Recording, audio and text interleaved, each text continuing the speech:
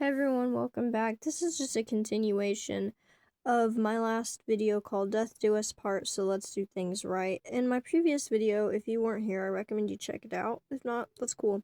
My last video I was talking about traditions and things about weddings and marriage in general that I disagree with or just I think should not be so popular. And I kind of left off the video about the tradition of the garter toss. If you don't know what a garter toss is, it's a tradition where the bride sits in a chair and the groom gets on his hands and knees and he pulls off this band. She has a lace elastic band that goes around her thigh, and he gets under her dress and pulls it off with his teeth. She wears it on her thigh. And he pulls it off with his teeth, and then he tosses it to the groomsmen, the best man, whoever the male guests are, and whoever catches it is said to be next to get married, similar to the bouquet toss for women. And I just think that there's so many things wrong with it. As mentioned in the previous video, I think it's kind of freaky and extremely embarrassing. I don't think it's the appropriate thing to do at a wedding in front of your family, in front of an audience, especially if children are there. And I have heard stories on the internet where people attended a wedding as a child and they did witness, and it was uncomfortable for everything except the groom and maybe possibly the bride. I think it's wrong and I think it's sexist because for the women, they get to toss a bouquet of flowers. It has nothing to do with men. It has nothing, it's not removing any clothing item from the groom. It has nothing to do with that. It's just simply a flower, usually given to her by the flower girl.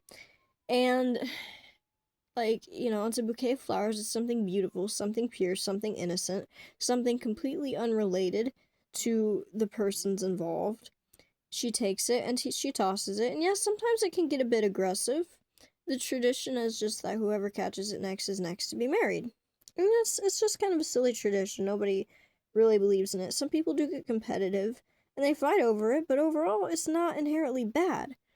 But the male equivalent of it is where he removes a clothing article from the upper thigh, which is, in my opinion, a very sensual part of the bride, with his teeth, where it looks like he's doing something really suspicious, and then he tosses it to the groomsmen.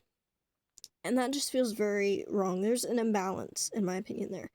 Because it's like, why are you...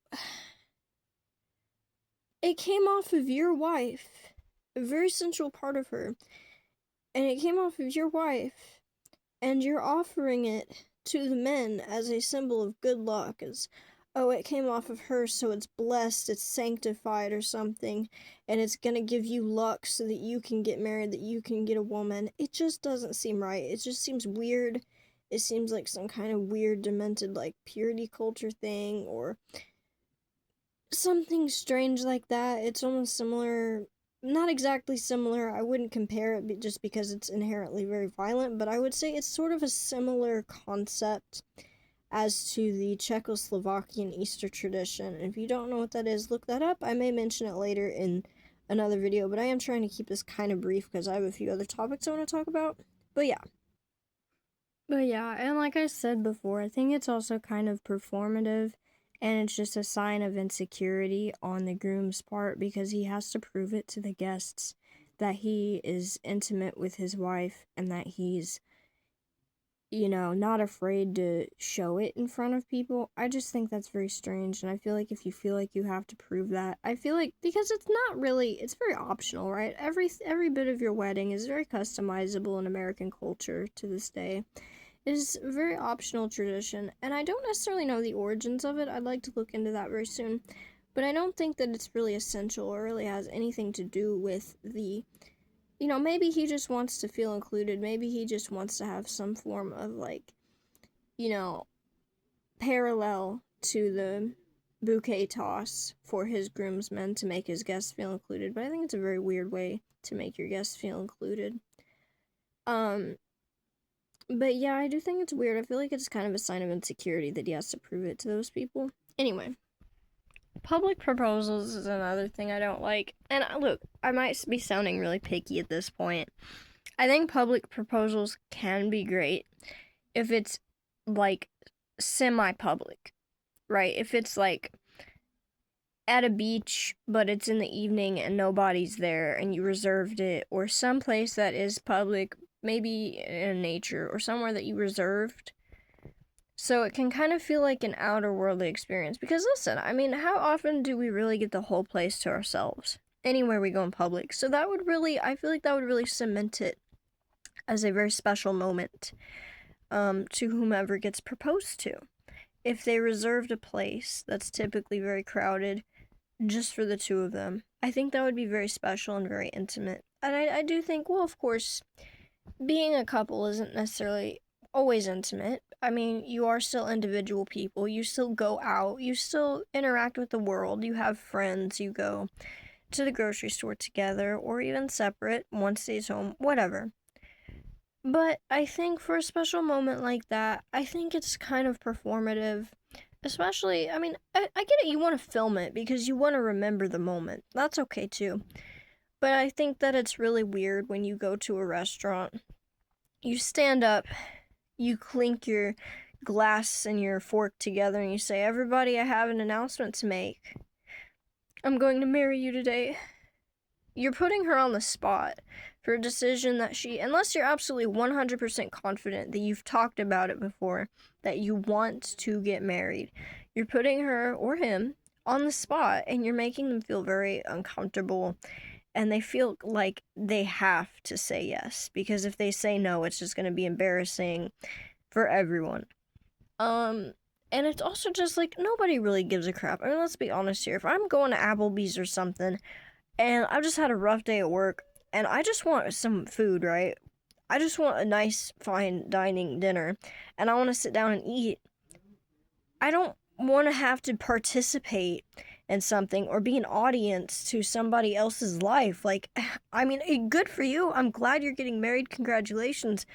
But I did not ask for this. It's like you're asking for validation. It's like you're asking me, a stranger, to tell you, "Oh, I'm so proud of you. I don't know you." Like, yeah, good for you, but like at the same time, like, oh, maybe it made somebody's day, maybe. Or maybe it was the tipping point for somebody. You never know. I just think a little bit, maybe public proposals, not always a good idea. But you do you, whatever works for you, whatever makes you happy, whatever is most romantic to you. I just feel like if you have to make it so, like, publicly centered, I feel like this says a lot about your relationship. And I don't really think you care about your relationship as something intimate, as something a true connection between you two. You just want the aesthetic. You just want people to tell you, "Oh, what a cute couple you are." Or, "Oh, I'm so happy you have a girlfriend." Or, "Oh, I'm just so happy that you're not single anymore." Or something to that extent. It just doesn't really feel like it's a meaningful connection between two people to you. And for me, I feel like another thing I really hate, and I didn't get it before, when you're younger, you just care about milestones. When you're in middle school and high school, you just want to keep up with everybody. You want to go from milestone to milestone just to feel like you're not behind.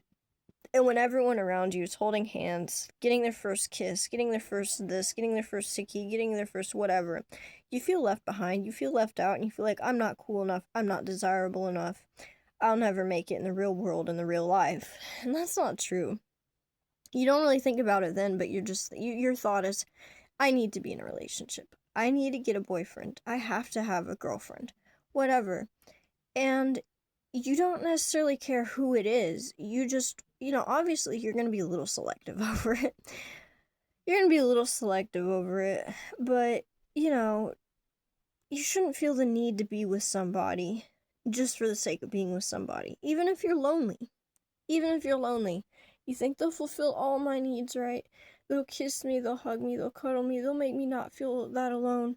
If you truly don't understand each other, if you truly aren't compatible, if you truly haven't known each other for a long enough time, and you just can't reach each other emotionally, you're still going to feel alone, if not twice as lonely. Maybe, yeah, you'll still be in a relationship, you'll still be together, you'll still hold hands, But those cold conversations, those short surface level hellos, goodbyes, I love yous in passing, they're not going to be meaningful. They're going to make you question things even more. And it's not you. It's not you. You're not to blame. It doesn't mean you're unlovable. It just means that you rushed things for a status.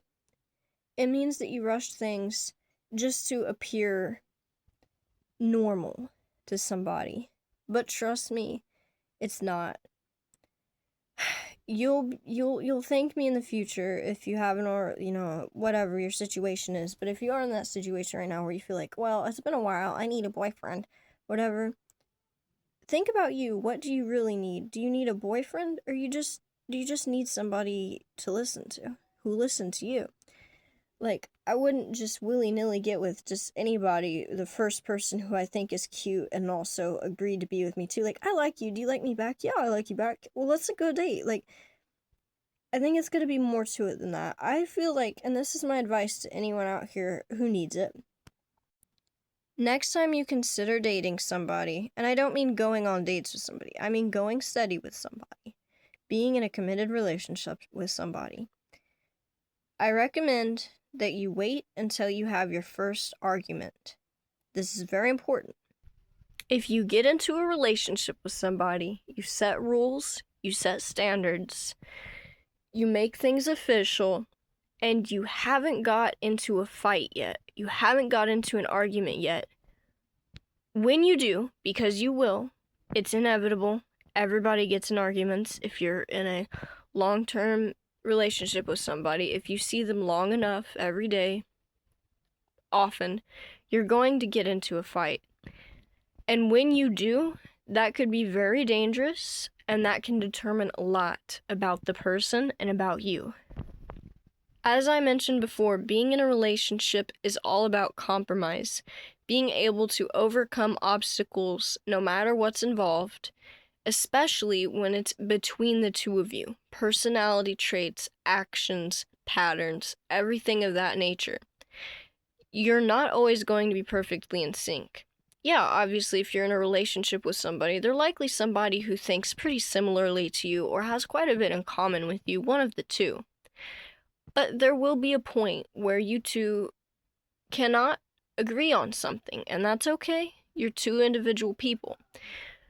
But it's very important to know, no matter how long you've known this person, if you've never gotten into an argument and you enter a relationship with somebody and you get in an argument and they either A, take it out on you physically, B, walk out on you, give you an ultimatum, or C, will not take accountability and will not come up with a compromise, you have put yourself in a dangerous situation. Because that shows that that person has no intentions to grow. They have no intentions to compromise with you or be better or to come up with a solution. They want to take things out in a very hard and very impatient way. And that is not the kind of person you want to be raising your kid with. That is not the kind of person you want to share your financial or any sort of vulnerable assets with. That is not the kind of person you want to live with. That's not the kind of person you want to get drunk with. That's not the kind of person you want to be in bed with. Because if they act that way during an argument, if they are impatient, if they will not take accountability, if they take it out on you physically, if they do anything other than take a step back, come back to it with a calm mind, and come up with some kind of compromise, then they are a dangerous person. And I'm not saying they're a bad person. I'm just saying that it shows a lot about them, and they're probably not going to grow in the future, especially if you address it and they show no sign of wanting to get better. So I really advise you all, next time you get in a relationship with somebody, at least make sure that you've had one serious argument before and you feel comfortable having arguments with them again in the future because you know you'll be able to work through it. That's something I learned. Having arguments every day for 3 years in a relationship half the time they were never resolved. We acted like nothing happened the next day, or it just kept coming back up. We couldn't come up with a solution. It always ended in tears. There was either like no accountability, or there was just attacking the person's, flaws, whatever. It's not a good thing. There's a lot of red flags to look out for, and I think eventually I'd like to make another video about that. I really can't think of anything else at the moment. If you want to add anything, let me know. I'm going to open the comments soon. If they're not open by the time you're reading this, you can always comment in another video if you want. But let me know if there's anything you think I should add to that. Tell me your opinion on it. Thanks for watching. Be safe out there, everybody. Peace and much love to you.